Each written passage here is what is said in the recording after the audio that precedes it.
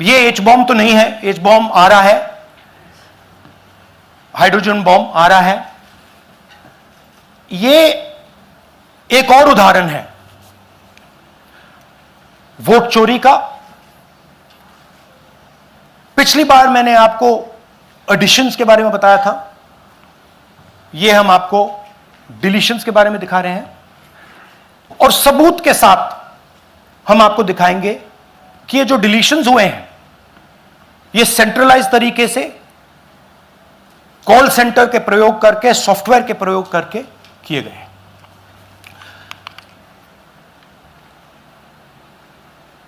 हमारे पास इस प्रेजेंटेशन में जो मैंने आपको अभी दिखाया 100% सबूत है, प्रूफ है कि ज्ञानेश कुमार जी हिंदुस्तान के चीफ इलेक्शन कमिश्नर वोट चोरों की रक्षा कर रहे हैं, और यह मैं आपको अभी दिखाने जा रहा हूं। हर इलेक्शन में हमें रिपोर्ट आती थी कि वोटर्स डिलीट हो रहे हैं, कांग्रेस वोटर्स डिलीट हो रहे हैं, ऑपोजिशन के वोटर्स डिलीट हो रहे हैं, दलित वोटर्स डिलीट हो रहे हैं, आदिवासी हो रहे हैं, माइनॉरिटी वोटर्स डिलीट हो रहे हैं, ओबीसी वोटर्स डिलीट हो रहे हैं। मगर जब डिलीट होते हैं ऑपोजिशन के ही होते हैं। कर्नाटक में आलंद कंस्टिट्यूएंसी है, यहां पे चोरी पकड़ ली, कोइंसिडेंस से पकड़ी। वहां की जो बीएलओ थी उसने देखा कि उसके रिश्तेदार को डिलीट कर दिया गया था। जैसे चोरी पकड़ी जाती है, कोई छोटी सी गलती हो जाती है, हाथ आ जाती है।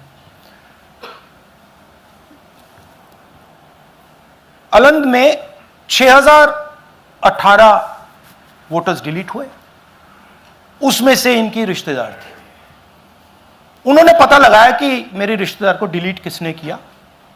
पता लगा कि पड़ोसी ने रिश्तेदार को डिलीट किया। बीएलओ ने जाके पड़ोसी से पूछा कि भाई आपने मेरे रिश्तेदार को क्यों डिलीट किया। पड़ोसी ने कहा मैंने तो नहीं किया। बीएलओ सस्पिशियस हो गई, शक पड़ा, उसने प्रोसेस चालू कर दी।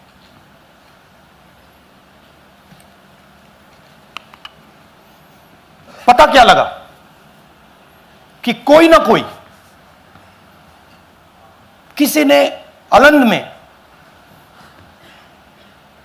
वोटर डिलीशन सिस्टमैटिकली ऑर्गेनाइज तरीके से, सेंट्रलाइज तरीके से किया।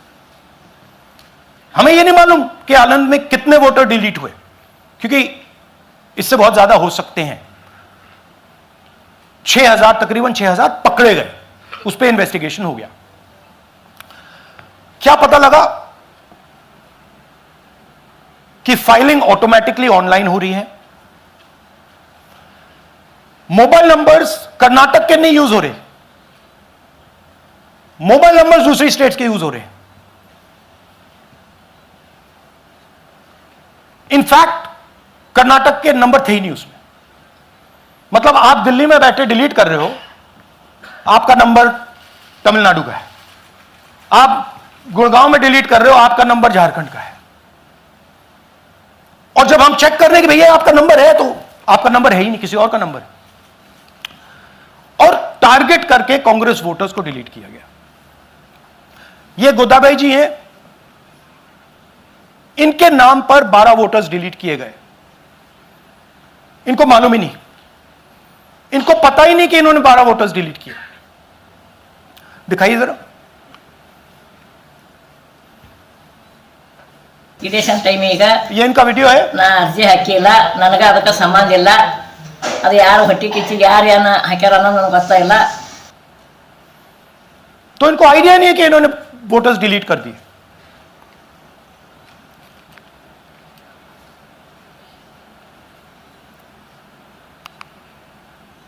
ये सारे के सारे जो नंबर्स हैं ये कर्नाटक के नंबर्स नहीं है, ये अलग अलग स्टेट्स के नंबर्स हैं। और इन नंबर्स को आप फोन करके देखिए, रिप्लाई नहीं आता है।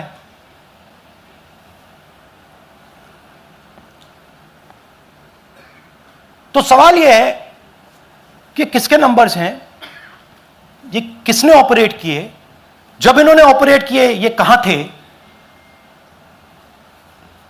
आईपी एड्रेस क्या था, ओटीपी कैसे जनरेट हुआ, कहां गया, यह सवाल है।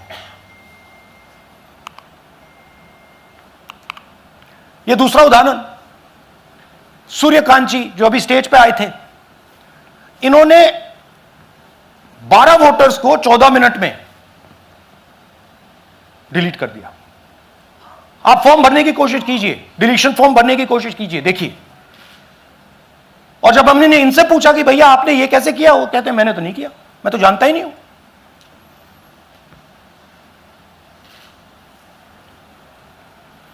बबीता चौधरी जी का इन्होंने एक नाम डिलीट किया, यहां खड़ी हैं बबीता जी, यहां हैं, सूर्यकांत जी यहां हैं, आ जाइए जरा स्टेज पे, एक सेकंड आ जाइए, ये दोनों खड़े हैं यहां पे, सूर्यकांत जी, बबीता जी।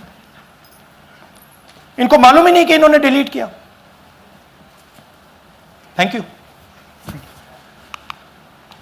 नागराज जी, इन्होंने 2 एप्लीकेशन 36 सेकंड में फाइल कर दी है। और मजे की बात देखिए, ये 4 बजे सुबह उठ के फाइल कर रहे हैं। पता नहीं क्या हुआ, 4 बजे सुबह कहा कि भैया मैं 2 वोटर को डिलीट करूंगा, और कितने 36 सेकंड में डिलीट कर दिए, फिर सो गए।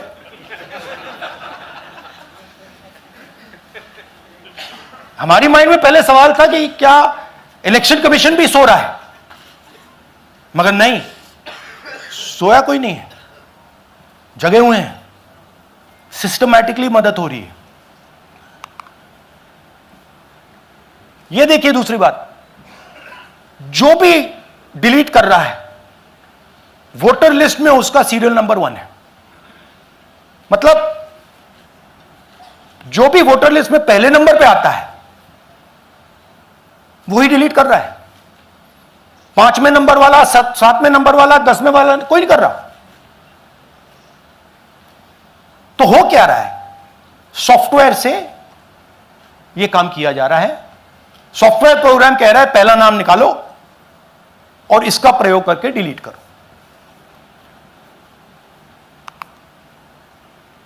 टारगेटेड डिलीशंस हो रहे हैं। कांग्रेस पार्टी पर आनंद में अटैक किया, टॉप 10 बूथ्स जहां सबसे ज्यादा कांग्रेस की स्ट्रेंथ थी वहां टारगेट किया, और 2018 में पिछले इलेक्शन में 10 में से 8 बूथ कांग्रेस पार्टी जीती थी, और इन 8 में से इन्होंने 6000 लोग उड़ाने की कोशिश की। ये कोइंसिडेंस नहीं था, ये प्लान था, और ये सेंट्रलाइज तरीके से किया जा रहा है। अब मैंने बहुत बड़ी बात बोली, चीफ इलेक्शन कमीशन के बारे में मैंने बोला कि यह व्यक्ति वोट चोरों की रक्षा कर रहा है। जो भी मैं यहां बोल रहा हूं 100% प्रूफ के साथ, सबूत के साथ बोल रहा हूं, और मैं अभी आपको दिखाना चाहता हूं कि मैं यह शब्द क्यों बोल रहा हूं और किस बेसिस पे बोल रहा हूं। आपको अपनी आंखों से यह दिखेगा। कर्नाटका सीआईडी ने केस चालू किया कि वोटर कौन है, ये फोन किसके हैं, ये आईपी एड्रेस क्या है, ओटीपी कहां गया, इन चीजों के बारे में इन्वेस्टिगेशन शुरू होती है। कर्नाटक सीआईडी ने हिंदुस्तान के इलेक्शन कमीशन को 18 चिट्ठियां लिखी हैं। हमें आप यह इंफॉर्मेशन दीजिए, बिल्कुल क्लियर है, डेस्टिनेशन आईपी दीजिए, डिवाइस डेस्टिनेशन पोर्ट दीजिए, ओटीपी ट्रेल्स दीजिए, फोन नंबर्स दीजिए, फोन नंबर्स के मालिकों के नाम दीजिए। क्लियरली पूछा है, नो आंसर। 18 चिट्ठी सीआईडी कर्नाटक,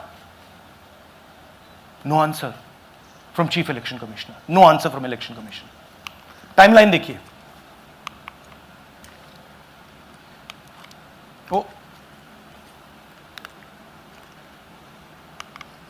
ओके, फरवरी 23 में इन्वेस्टिगेशन शुरू होती है।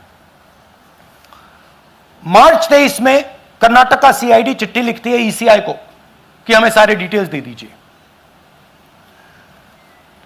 अगस्त में इनकंप्लीट डिटेल्स दी जाती हैं, जिससे कोई इन्वेस्टिगेशन आगे नहीं बढ़ेगा।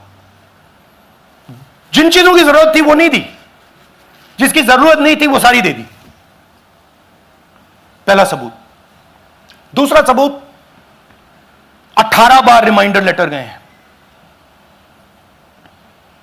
आपको अगर सीआईडी एक बार लेटर भेज दे और आप नहीं गए, आप जानते हो क्या होगा।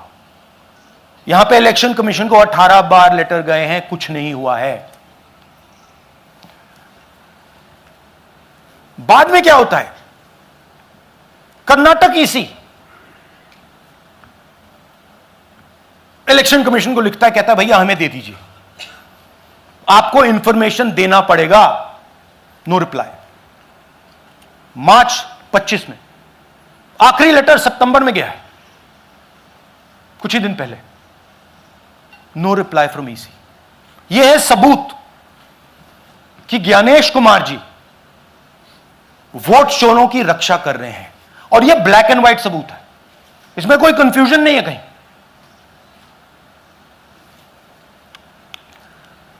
तो सवाल उठता है, यह है कौन जो सेंट्रलाइज तरीके से कॉल सेंटर के प्रयोग से, सॉफ्टवेयर से अलग अलग प्रदेशों में वोट डिलीट कर रहे हैं, ऐड कर रहे हैं। इलेक्शन कमीशन जानता है, ज्ञानेश कुमार जी जानते हैं। अच्छा, यह सिर्फ आनंद में नहीं हुआ, यह अलग अलग कंस्टिट्यूएंसीज में हुआ है। आनंद में लीगल प्रोसेस चालू हो गई, पकड़ लिया। यहां महाराष्ट्र में उसी मोडस ऑपरेंडी से, उसी सिस्टम से यहां पे वोट ऐड हुए हैं। आनंद में डिलीट, रजौरा में एडिशन। 6850। आपको याद होगा पिछले प्रेजेंटेशन में मैंने आपको नाम दिखाए थे, ये देखिए वही नाम यहां है। वही सिस्टम महाराष्ट्र में चल रहा है जो कर्नाटक में चल रहा था। नाम वैसे ही है, जेडब्ल्यू जेडब्ल्यू जेडब्ल्यू, पता वैसा है, जेडब्ल्यू जेडब्ल्यू, नाम यू ऐसे किसी ने टाइप करके लगा दिया। तो जो ये काम कर रहा है, ये उत्तर प्रदेश में, हरियाणा में, बिहार में, कर्नाटक में, महाराष्ट्र में वही कर रहा है।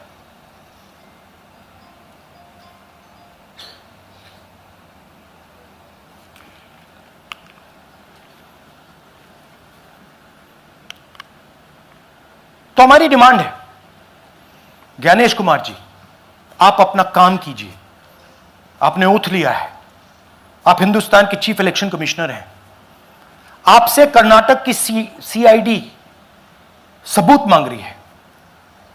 आप कर्नाटक की सीआईडी को यह सबूत 1 सप्ताह के अंदर दे दीजिए, नहीं तो पूरा हिंदुस्तान के सारे युवा इस बात को एक्सेप्ट करेंगे कि आप हिंदुस्तान के कॉन्स्टिट्यूशन, हिंदुस्तान के संविधान की हत्या में शामिल हो, हिंदुस्तान की संविधान की रक्षा नहीं कर रहे हो और वोट चोरों की आप मदद कर रहे हो।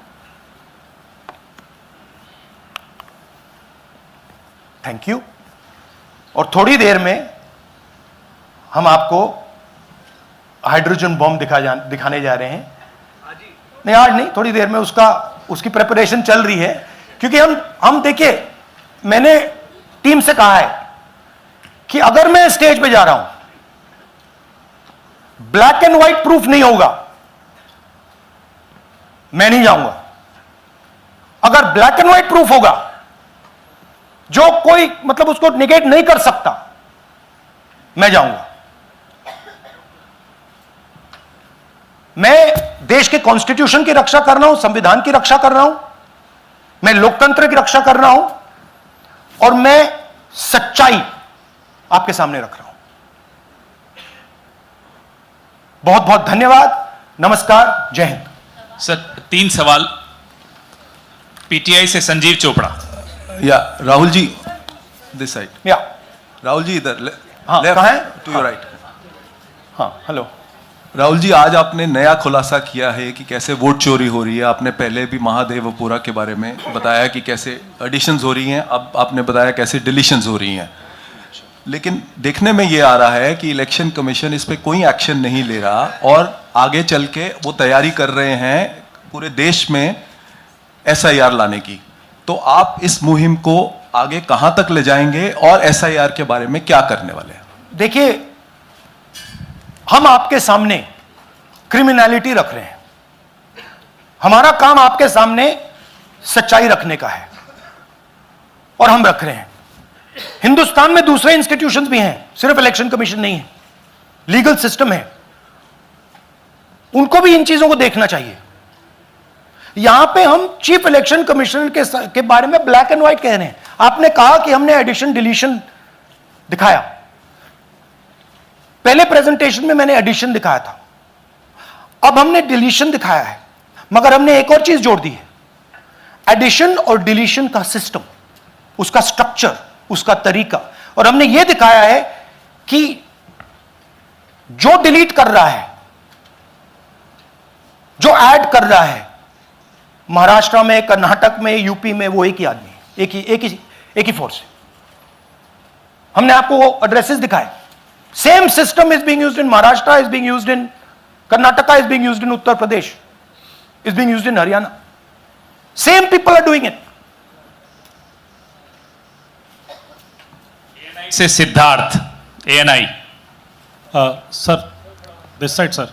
हाँ, Sir, on your left, sir. हाँ, On your left. This side, sir, on your left.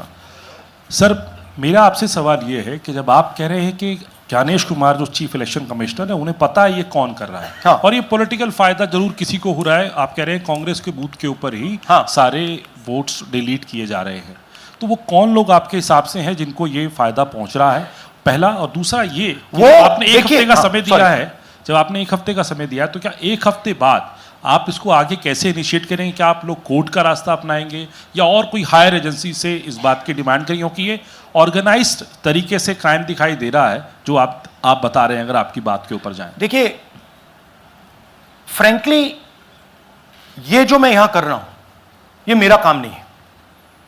मेरा काम डेमोक्रेटिक सिस्टम में पार्टिसिपेट करने का है। मेरा काम डेमोक्रेटिक सिस्टम की रक्षा करने का नहीं है। वो काम हिंदुस्तान के इंस्टीट्यूशंस का है। वो काम वो नहीं कर रहे हैं, इसलिए मैं कर रहा हूं। अब मैं आपको यह कह सकता हूं कि हमने आपको 2 बार सबूत दिखाया है, और जब हम ये प्रेजेंटेशंस खत्म करेंगे, इसमें लगेंगे 2-3 महीने, जब हम ये खत्म करेंगे, आपके माइंड में कोई डाउट नहीं होगा कि हिंदुस्तान में state after state, Lok Sabha after Lok Sabha चोरी हो रही है। तो मेरा काम सच्चाई दिखाने का है। मैं हिंदुस्तान की जनता को, हिंदुस्तान के युवाओं को सच्चाई दिखा सकता हूं। यह मेरा काम है। उनकी जो इंटरेस्ट है, क्योंकि ये जो कॉन्स्टिट्यूशन है, ये हिंदुस्तान की जनता का रखवाला है, प्रोटेक्टर है, और मैं इसकी प्रोटेक्शन कर रहा हूं। इसकी प्रोटेक्शन करने का काम हिंदुस्तान के इंस्टीट्यूशंस का है, हिंदुस्तान के ऑपोजिशन लीडर का नहीं है, मगर इंस्टीट्यूशंस नहीं करने हैं। अच्छा, एक इंटरेस्टिंग बात आई है जो मैं आपको बताना चाहता हूं कि इलेक्शन कमीशन के अंदर से हमें मदद मिलनी शुरू हो गई है। मैं साफ बोल देता हूं, इलेक्शन कमीशन के अंदर से, पहले नहीं हो रहा था, अब इलेक्शन कमीशन के अंदर से इंफॉर्मेशन आ रही है। यह रुकेगा नहीं, यह रुक नहीं सकता है, क्योंकि हिंदुस्तान की जनता इस बात को एक्सेप्ट नहीं करेगी। एक बार हिंदुस्तान की जनता को, हिंदुस्तान के युवाओं को पता लग गया कि वोट चोरी हो रही है, उनकी शक्ति लग जाएगी। IANS से आलोक झा। इस तरह से नहीं प्लीज, IANS से आलोक झा। वो भी मैं आपको दिखा दूंगा, वो भी मैं आपको प्रूफ के साथ दिखा दूंगा, है हमारे पास। राहुल जी, हाइड्रोजन बॉम्ब में ब्लैक एंड व्हाइट है। मैं फाउंडेशन लगा रहा हूं, मैं फाउंडेशन क्रिएट कर रहा हूं, है हमारे पास। मैं स्टेज पे बिना प्रूफ के नहीं चढ़ूंगा, बता रहा हूं। राहुल जी, आपने कहा ऐसे ऐसे मत पूछिए please. Last question, Rahul ji, IANS से आलोक झा। राहुल जी इधर, आपने कहा आपके पास आलोक झा इधर सर, कहां है जी? हाँ, आपने कहा सर कि आपके पास पुख्ता सबूत है, ब्लैक एंड व्हाइट सबूत है, तो क्या अगर ECI अभी जवाब नहीं देती है तो कोर्ट का रुख करेंगे, ये ऑप्शन है आपके पास, जाएंगे? देखिए, मैंने कहा कि मेरा काम as opposition leader normal situation में मेरा काम ऑपोजिशन का रोल है, सरकार पे प्रेशर डालने का रोल है। मेरा काम हिंदुस्तान के लोकतंत्र को बचाने का नहीं है। मैं वो काम कर रहा हूं, इस स्टेज पे मैं वो काम कर रहा हूं। तो मेरी सोच है कि as a patriotic Indian, as somebody who loves India, who loves the constitution, it is my duty to put the truth in front of the people of India. अब अगर हिंदुस्तान के इंस्टीट्यूशंस कुछ करना चाहते हैं, वो करेंगे। उनमें भी बहुत लोग हैं, जैसे मैंने आपसे कहा, मैं सरप्राइज हो रहा हूं, इलेक्शन कमीशन से लोग आ रहे हैं, इंफॉर्मेशन दे रहे हैं और बढ़ रहा है वो। जब तक CEC ज्ञानेश कुमार अपने पद पर है, जैसा कि आप कह रहे हैं कि वो फ्री एंड फेयर इलेक्शन होने नहीं देंगे, तो तब तक इलेक्शन का मतलब क्या रह जाएगा? क्या आप इनको हटाए जाने के लिए आयोग को इस्तीफा देने के लिए? हाँ, तो आप इमेजिन कीजिए, और ये शॉकिंग बात ये है बस अब कि ये अभी शुरू नहीं हुआ, नो। ये 10-15 साल से चल रहा है। ये सिस्टम है, ये स्ट्रक्चर है। हिंदुस्तान की जो डेमोक्रेसी है वो हाईजैक हो गई है। I am shocked frankly. Democracy, brothers and sisters, democracy can only be saved by the people of India. Nobody else can save democracy. Rahul Gandhi can come here and say something and say this is the truth. But the people of India, who I believe in, who I love, can do it. The day the people of India realize that आपका जो लोकतंत्र है, आपका जो संविधान है, वो आपसे चोरी हो गया है, उस दिन काम हो जाएगा। Thank you.